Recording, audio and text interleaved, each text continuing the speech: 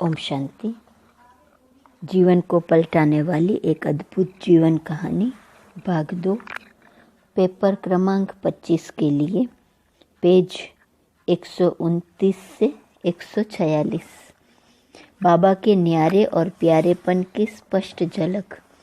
बाबा का समस्त व्यवहार एक आख्यान के प्रसिद्ध मोहजित राजा के समान था। इस घटना से ये दो टुक स्पष्ट हो गया कि बाबा का प्यार सदा आत्माओं से रहा, शरीरों से नहीं।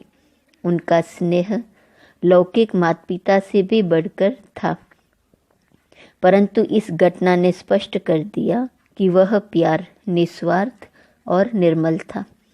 बाबा का प्यार सदा एक झरझर करते झरने की अविरल धारा के समान होता था, परंतु वह जितना ही उन्मुक्त था उतना ही बाबा उसका संवरण करने में भी कमाल करते थे। विश्व मंच पर एक दृश्य को देखते देखते उस पर पर्दा पड़ जाने पर जब दूसरा दृश्य सामने आता था तो बाबा अपने मन में पिछले दृश्यों को चितवन छोड़कर अब के दृश्यों को साक्षी दृष्टा होकर देखते चलते थे। इसलिए वे सदा न्यारी और प्यारी अवस्था में रहते थे।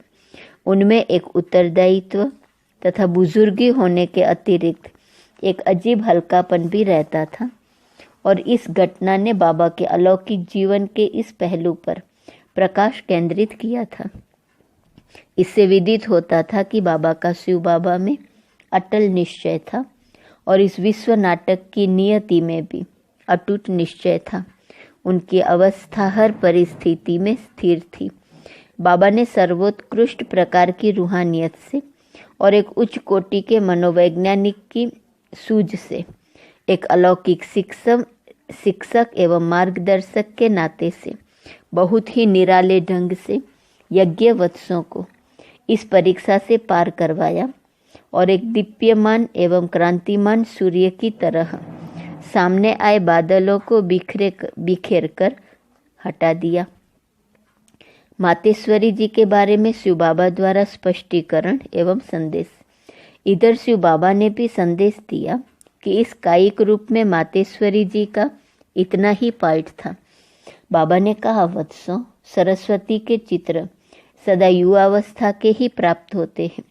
उसकी मूर्तियां भी कभी वृद्धावस्था की नहीं बनाई जाती। वत्सों, क्या आपने सोचा कि इसका कारण क्या है? इसका तो यही कारण है कि इस नाम एवं रूप से उनका कर्तव्य इस अवस्था तक ही चलता है। प्रजापिता ब्रह्मा के तो सदा वृद्धावस्था ही के चित्र मिलते हैं, परंतु जगदम्बा के सभी स्मरण चिन्ह ढलती आयु से पहले के ही हैं, क्योंकि उन्होंने इस सृष्टि मंच पर ज्ञान के राजों तथा साजों से मनुष्य आत्माओं को पवित्र बनाने का कर्तव्य इसी आयु तक किया।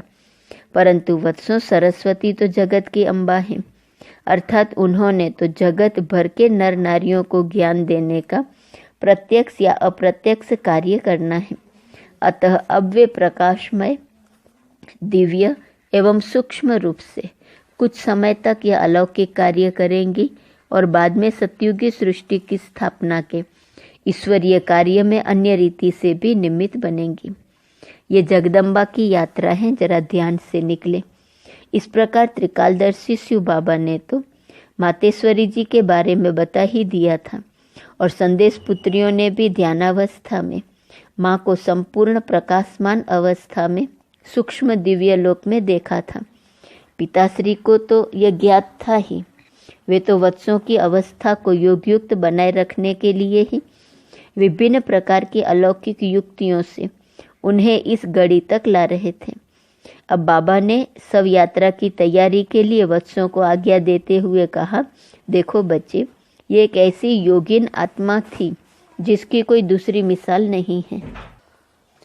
इसने समुच्चय ईश्वरीय ज्ञान को अपने जीवन में युक्त रीति से ढाल लिया था। ये बाल ब्रह्मचारिणी थी जिन्हें कभी अपवित्र वृत्ति से किसी ने स्पर्श भी नहीं किया।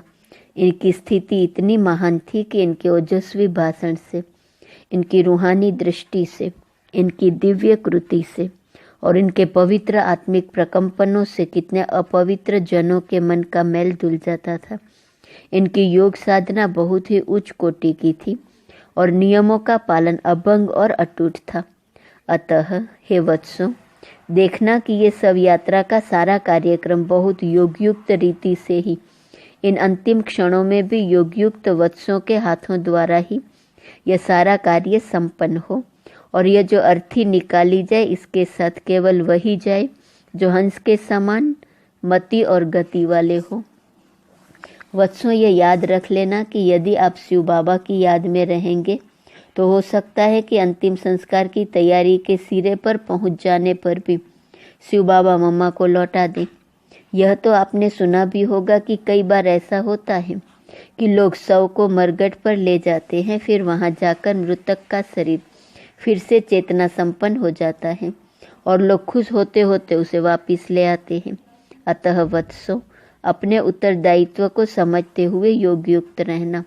सचमुच बाबा का भागीरथ नाम सार्थक हो रहा था। बाबा का पुरुषार्थ अथक, अतुल और सर्वांगीण होता था।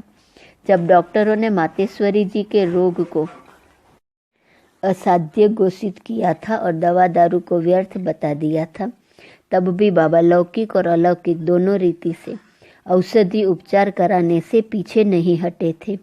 तब भी उन्होंने सभी की उम्मीद बंधाए रखी थी और ये कहा था कि मनुष्य को कभी भी हिम्मत नहीं हारनी चाहिए और पुरुषार्थ कभी भी नहीं छोड़ना चाहिए, क्योंकि इस विराट विश्व क्रीड़ा में बहुत बार न की बजाय हाँ हो जाती है और घोर निराशा का स्थान सफलता ले लेती है। अब भी हाल ये था कि बाबा सब लौकिक यत्न समाप्त होने पर भी अलौकिकता के प्रयोग को बनाए रखना चाहते थे और बच्चों को यहाँ तक जीवन में बनाना चाहते थे कि जहाँ तक आशा की रंच भी गुंजाइश हो। वे मायूसी एवं पुरुषार्थहीनता को सदा के लिए और संपूर्ण रीति से वत्सों के जीवन से समाप्त कर देना चाहते थे। अब मातेश्वरी जी के शरीर को अंतिम यात्रा के लिए तैयार कर लिया गया था। दिव्य गुणों की मूर्त माँ की देह को पवित्रता एवं गुणों के प्रतीक पुष्पमालाओं से श्रृंगारा गया। कुछ एक अन्य नगरों के सेवा केंद्रों से ब्रह्मावत्स भी आ पहुँचे थे। आखिर सभी योगीराज मातेश्वरी जी का काया यात्रा में सम्मिलित होकर चल पड़े। मंजिल पर पहुंचकर उन्होंने अपने स्थूल नेत्रों से उसकी छवि को अंतिम बार निहारा। सबके मन रूपी नेत्र के सामने माँ के अलौकिक चरित्रों की एक फिल्म शीघ्रता से गुम गई। उनके चरित्रों द्वारा प्राप्त ज्ञान सेवाओं के लिए मानो कोटि कोटि बार श्रद्धांजलि अर्पित कर रहे थे। उन्हें लगता था कि यदि मानव देह में मनुष्य का इस विश्व मंच पर पाल्ट हो तो ऐसा हो। आखिर चंदन की सेज ने माँ की देह को अपनी गोद में ले लिया और मातेश्वरी जी का शक्तिशाली पवित्र आत्मन तो देह रूपी आसियाने से पहले उड़ान भी ही भर चुका था। अब कायिक तत्व भी तत्वों में मिल गए और सृष्टि के तत्वों को पावन करने की सेवा में लग गए। विश्व इतिहास का एक प्रमुख अध्याय समाप्त हुआ। विधि की लेखनी ने अग्नि की लपटों से ज्वलंत शब्दों में अंतिम पंक्तियां भी लिख डाली, परंतु यद्यपि माँ स्थूल नेत्रों से अंतर्ध्यान हो चुका थी, वे विश्व के कल्याण का संकल्प साथ ले जाने के कारण कल्याणकारी शिव बाबा के पास अपने आगे के पाठ के लिए तैयार होने गई थी। इस धरा के आंचल पर बैठी ध्यान निमग्न ब्रह्मा कुमारियों संदेश पुत्रियों ने अपने दिव्य चक्षुओं से अनेकों बार माँ को शिव बाबा के साथ अव्यक्त रूप में साक्षात देखा था। इधर एक और तो आह्वान करने पर शिव बाबा योगयुक्त वत्सों के बीच माँ को किसी संदेशी पुत्री के रथ में भेजते थे और दूसरी ओर पिताश्री ने अब माताश्री के रूप में भी पार्ट अदा करना शुरू किया था। वे यज्ञ वत्सों को मातृवत स्नेह, सुख, सुविधा, सुव्यवस्था और सहयोग देते थे और उन्होंने ये पार्ट ऐसा खूबी से निभाया कि यज्ञ वत्सों को मातेश्वरी जी की अनुपस्थिति अखरती न थी। इस सृष्टि रूपी लीला में मातेश्वरी जी का पार्ट भी अद्भुत और अलौकिक ही था। इनकी सौम्य मूर्ति, हर्षित चेहरा, अपार मातृवत स्नेह सामने आ जाता है। दिव्य गुणों की साक्षात अनुकरणीय संतोषी माँ थी वह। जब कन्याओं और माताओं को विषय की गुड़िया माना जाता था और उनके साथ अनुचित व्यवहार होता था, तथा जब समस्त मानव संसार मनोविकारों से त्राहिमाम कर रहा था, तब उस धवल वस्त्रधारिणी, कमल पुष्पवासिनी, भय निवारिणी, सदा हर्षकारिणी, मनोविकार हारिणी माँ ने आसुरी गुणों की पराजय तथा पवित्रता की दुदुम्बी बजाई थी। वे इस पुनीत कार्य में शिव बाबा की सहयोगिनी शक्ति थी। कवि ने सच कहा है, पग पग पर जो थी अपमानित, नारी जाति शास्त्र गुरु निंदित, नर द्वारा बहुभांति कलंकित, पतित परम अहिल्या घोषित, ऐसी मातृ जाति का फिर से शिव ने असौभाग्य जगाया। माता गुरु को निखिल सृष्टि का पुनरुद्धार निमित्त बनाया। जगदम्बा माता सरस्वती योग अग्नि में ज्योति जगाती, ज्ञान कलश में बुद्धि शोभित, दृष्टि स्नेह अविराम बरसाती, किया ज्ञान शिव का उच्चारण और मिटाया मोह आवरण, कर सारा अज्ञान निवारण, सरस्वती बन गई तपोधन।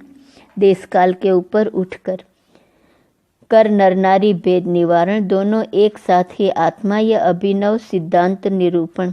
तुमने ऐसे सत्य सुनाए, ज्ञान योग के मर्म बताए, कहती अब जागृत आत्मा क्यों न सभी शिव शक्ति कहाए। हाँ, मैंने देखा माँ तुमको और शक्तियों के भी दल को, इनके ज्ञान योग के बल को, दिव्य जीवन और निश्चल को। शक्ति सैन्य की ओ सेनानी, जागृत मंत्र उच्चार रही हो, उठो उठो हे भारतवासी, माँ कब से ललकार रही हो। ब्रह्मा मुख से हुई प्रकट तुम, आदि शक्ति शक्तियाँ अन्यतम, मिटने लगा सृष्टि से ही तम, जय पावन तम यह युग संगम। देवी ब्रह्मावत्सों को संभालकर, स्नेह छाह में उन्हें पालकर, उनमें जीवन नया डालकर, माँ तुमने डाला कमाल कर। शिव के ज्ञान यज्ञ में जीवन की ही आहुति दे डाली है। 5 विकारों की बलि देकर हुई शक्तियाँ बलशाली हैं। यह शिव सेना परम अहिंसक, सत्य ज्ञान में सच्ची आस्तिक। इसके अस्त्र शस्त्र हैं आत्मिक, इसका बल चरित्र है नैतिक। कोई डरे न इससे, यह तो दुख के बंधन काट रही है। यह तो मनुज मात्र को शिव का शीतल अमृत बांट रही है। योगयुक्त भारत माताओं की बढ़ रही नई सेना है। निखिल विश्व में राज्य सत्य का, इसको कायम कर देना है। सबसे गुण लेने की शिक्षा तो बाबा ने दी। मातेश्वरी जी के देहावसान के बाद बाबा माता पिता के रूप में वत्सों को सद्गुणों को खूब सजाने में तत्पर हुए। ब्रह्मा कुमारी गुलजार मोहिनी, जो वर्तमान समय दिल्ली जोन के इंचार्ज हैं, कहती हैं, बाबा ईश्वरीय ज्ञान और सद्गुणी भावना की बात अनेक विधियों से समझाते थे। श्रीमद् भगवत में दत्तात्रेय के बारे में ये लिखा है कि उसने 24 वस्तुओं अथवा जीवों से गुण लिया था और उन गुणों के आधार पर उसने अपने जीवन को ज्ञाननिष्ठ, चित्त को शांत और वृत्ति को उपराम बनाया था। आज भी लोग श्रीमद् भागवत के 11वें स्कंद में जब यह पढ़ते हैं कि दत्तात्रेय ने अमुक अमुक वस्तु या जीव प्राणी से अमुक गुण लिया था, तो वे बहुत ही खुश होते हैं। अच्छे गुणों को धारण करने की युक्तियां सुनकर धर्मपरायण लोगों को खुशी होना एक स्वाभाविक बात है। हम भी स्वयं को बहुत सौभाग्यशाली मानते हैं कि बाबा ने हमें भी अनेक अनेक वस्तुओं और जीव प्राणियों से गुण लेने की सूझ दी। यूँ तो उन्होंने हमारी मनोवृत्ति ही ऐसी बना दी कि हम हर एक चीज अथवा व्यक्ति से गुण ही ग्रहण करें, परंतु फिर भी हम यहाँ संक्षेप में उल्लेख करेंगे कि बाबा ने किस किस वस्तु, परिस्थिति, व्यक्ति अथवा जीव प्राणी से क्या क्या गुण लेने की बुद्धि हमें दी अथवा क्या क्या अवगुण छोड़ने की शिक्षा दी। सागर से गंभीरता का गुण। जब हम कराची में थे तो बहुत बार बाबा के साथ हम सागर किनारे पर जाकर बैठते थे। तब बाबा मधुर और स्नेहयुक्त शब्दों से कहते, बच्चे सागर की लहरें देख रहे हो? देखो सागर की लहरें कैसे बच्चों के पांवों तक आती हैं और फिर वापस चली जाती हैं। आप भी तो ज्ञान सागर के बच्चे हैं। आप इस सागर से ये गुण ग्रहण करो कि अगर आपके मन में कभी माया की लहरें उठे तो आप भी उन्हें ऐसे ही वापस लौटा दिया करो। फिर बाबा कहते, बच्चे देखो, लोग सागर में कचरा अथवा कूड़ा डालते हैं तो सागर के अंदर नहीं जाता, बल्कि ऊपर ऊपर ही रह जाता है। इस सागर की तरह ही आप बच्चों का भी स्वभाव होना चाहिए। आप बच्चों के मन के अंदर भी कोई कीचड़ा नहीं ठहरना चाहिए। कई बार बाबा गोताखोरों की ओर इशारा करते हुए कहते, बच्चे देखो, गोताखोर सागर में काफी नीचे जाकर हीरे, मोती, रत्न, लाल आदि ले आते हैं। इनकी तरह आप भी विचार सागर का मंथन करो। आप भी ज्ञान सागर शिव बाबा के ज्ञान की गहराई में जाओ तो आपको भी बहुत ही अनमोल रत्न, हीरे और मोती मिलेंगे। इस प्रकार बाबा हमें गुण ग्राहक बनने की ट्रेनिंग देते रहते। फिर हमें कुछ समय आत्मा के स्वरूप में स्थित करा के कहते, बच्चे देखो, सागर कितना शांत, गंभीर, मर्यादित और भीतर में धैर्यवत भी है। भले ही इसके ऊपर लहरें हैं, परंतु नीचे देखा जाए तो वह सदा शांत होता है। आप भी ऐसे शांत तथा धैर्यवत हो जाओ। सागर के किनारे पर पड़े शालिग्रामों की ओर इशारा करते हुए बाबा कहते, यह देखो, पानी की लहरों और छींटों से पत्थर भी घिस घिस कर पूजनीय शालिग्राम हो गए हैं। ऐसे ही आप भी कठिनाइयों को सहन करेंगे और ज्ञान सागर की लहरों में लहराएंगे तो एक दिन आप भी ऐसे ही साफ और पूज्यनीय अर्थात पावन बन जाएंगे। प्रकृति के तत्वों से गुण, अग्नि। वास्तव में बाबा हर एक तत्व से कोई न कोई गुण ग्रहण करने की शिक्षा देते। वे कहते, बच्चे अग्नि में तपाने से ही सोने को शुद्ध किया जा सकता है। अग्नि सब कचरे को जलाकर भस्म कर देती है। इसी प्रकार आत्मा को पवित्र बनने के लिए योग अग्नि है। शिव बाबा की याद से आत्मा का जन्म जन्मांतर का मैल धुल सकता है। वायु का दृष्टांत देते हुए कहते, मीठे बच्चे, योग अभ्यास करने से आत्मा में शरीर भान नहीं रहता और उससे पापों का बोझ भी उतरता है। अतः योगयुक्त होने से मनुष्य स्वयं को वायु के समान हल्का अनुभव करता है।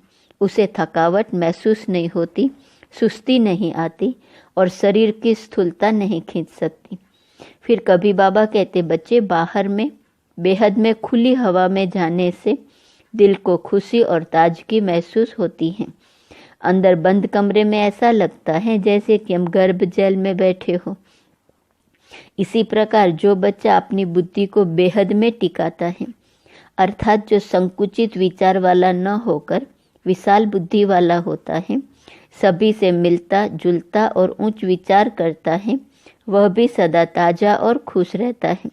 जो हद में बैठता है, अर्थात छोटे ही दायरे में स्वयं को सीमित रखता है, वह भी मुंजा हुआ और उदास सा लगता है।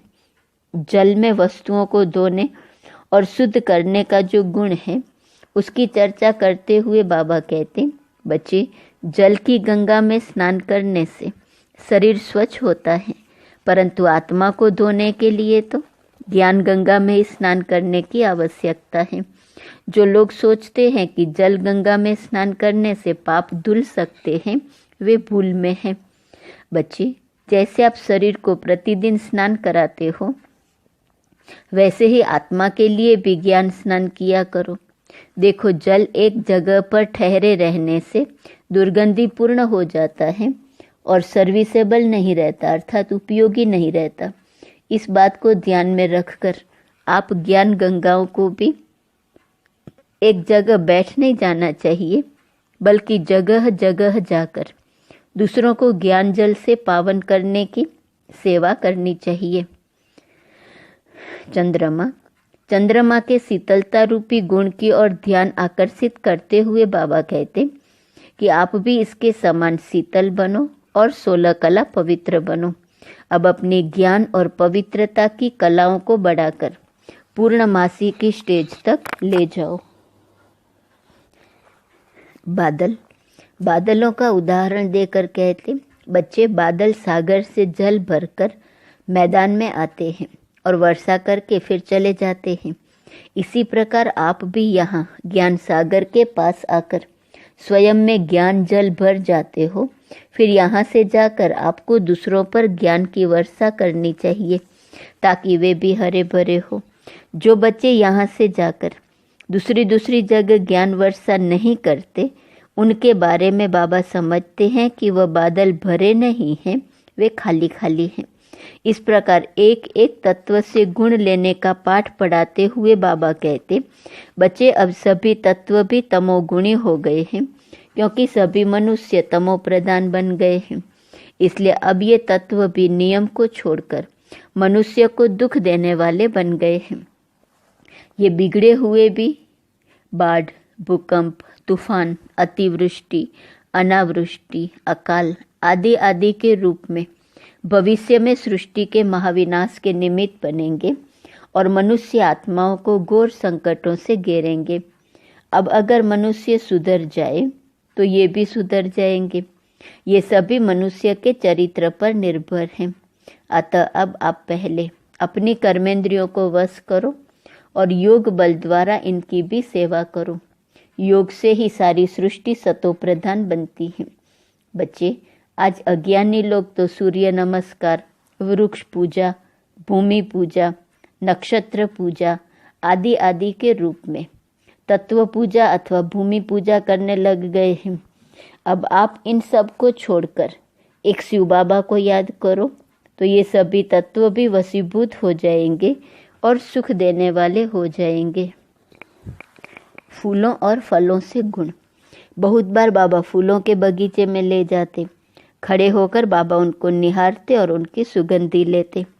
बाबा कहते, देखो फूल कितने पवित्र होते हैं, ये सबकी सेवा करते हैं।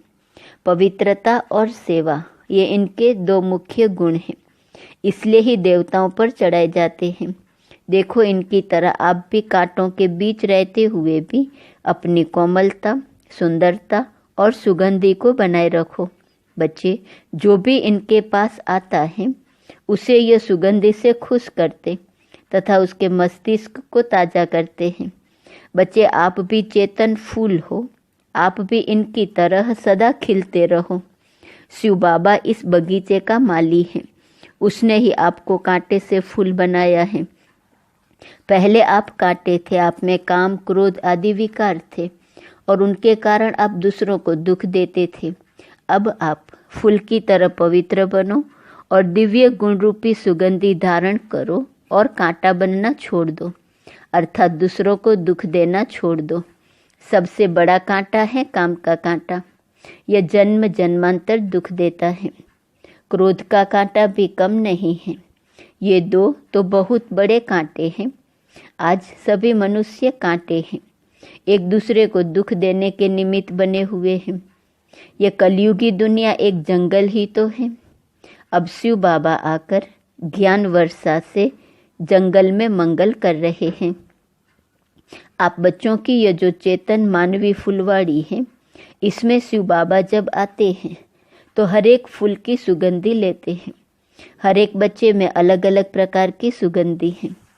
बाबा हर एक फूल का गुण बताते।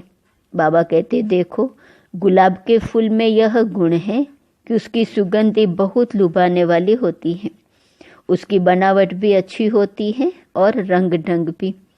आप भी गुलाब की तरह खुशबूदार बनो और सदा खिले हुए अर्थात हर्षित मुख रहो।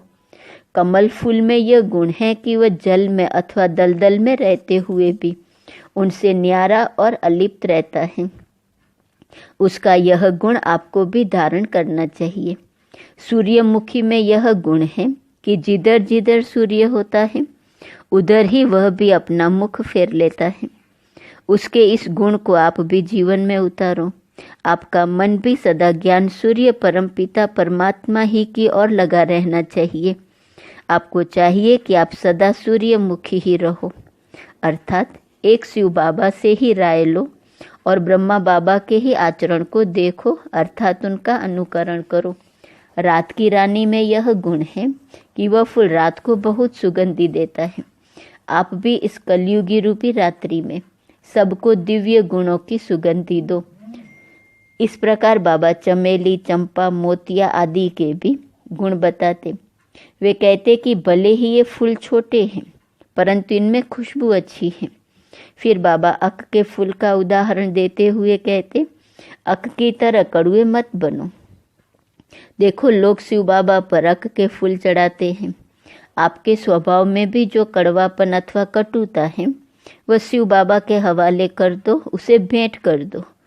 छुईमुई अथवा लाजवंती का उदाहरण देते हुए बाबा कहते, छुईमुई को हाथ लगाते ही वो मुरझा जाती हैं अथवा सिकुड़ जाती हैं। आपको वैसा नहीं बनना चाहिए। ऐसा नहीं होना चाहिए कि कोई आपको कड़वी बात कहे और आपके चेहरे पर मुरझाहट आ जाए। टूह के फूल से उपमा करते हुए बाबा बताते, टूह का फूल रंग, रूप और दिखावे की दृष्टि से तो अच्छा होता है परंतु उसमें सुगंधी जरा भी नहीं होती।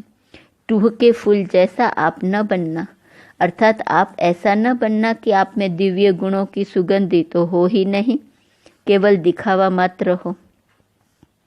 फिर बाबा कहते कि मैं यहाँ पांडव भवन में बगीचे में सभी प्रकार के फूल लाऊंगा और जो भी बच्चे बाहर से यहाँ आएंगे उनसे पूछूंगा कि बताओ आप छुईमुई, अक या टूह का फूल तो नहीं हो।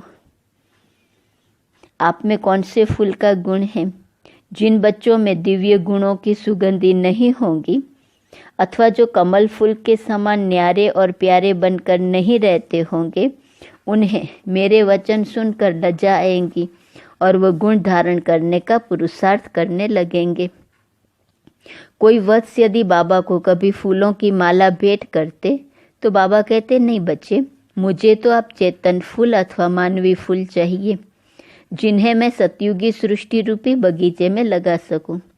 बच्चे, साधु और महात्मा लोग ही जन्म जन्मांतर आप आत्माओं से फलों और पुष्प मालाओं की भेंट लेते आए हैं परंतु मैं कोई साधु सन्यासी नहीं हूँ। मैं तो आप सभी आत्माओं का पिता हूँ। मैं आपसे फूल लेने नहीं, आपको फूल बनाने आया हूँ। परंतु मैं देखता हूँ कि कई बच्चे तो अभी तक कांटे से बदलकर कलियां बने हैं, अभी वे खिले नहीं हैं और अभी उनमें सुगंधी नहीं है जिससे कि वे दूसरों की सेवा कर सके।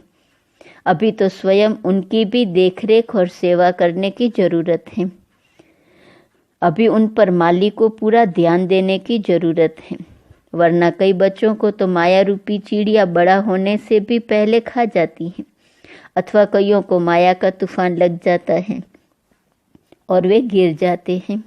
बच्चे, बाप को गुलदस्ता देना चाहते हो तो उसके लिए यह पुरुषार्थ करो कि अन्य जो कांटे सम मनुष्य हैं उनको फूल बनाओ।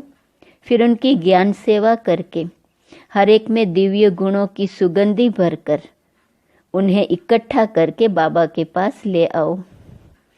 उन्हें परस्पर प्रेम सूत्र में बांध कर लाना ही गोया बाबा के पास फूलों का गुलदस्ता लाना है। ऐसा गुलदस्ता बाबा स्वीकार कर सकता है और उनकी सुगंधी से खुश हो सकता है। मैं जानता हूँ कि उसमें भी सब तरह के फूल होंगे, कई तो फूल भी नहीं, हरे पत्ते ही होंगे।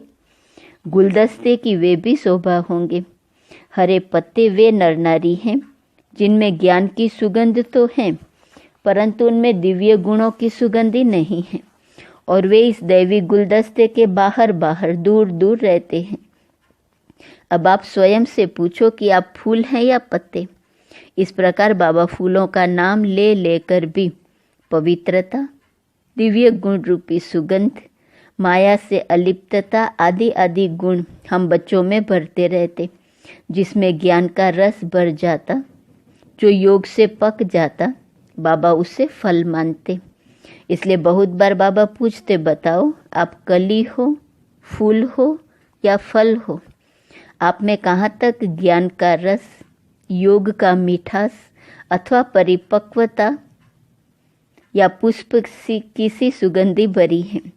फिर बाबा समझाते कि सभी बच्चों को नम्र स्वभाव का भी तो होना चाहिए। जैसे कि फलों से लदा हुआ वृक्ष झुक जाता है ताकि लोग सहज ही फल को ले लेवें। यदि किसी में नम्रता नहीं है तो बाबा समझते हैं कि उसे अभी फल और फूल नहीं लगे, बल्कि वह सूखा हुआ वृक्ष है। ओम शांति।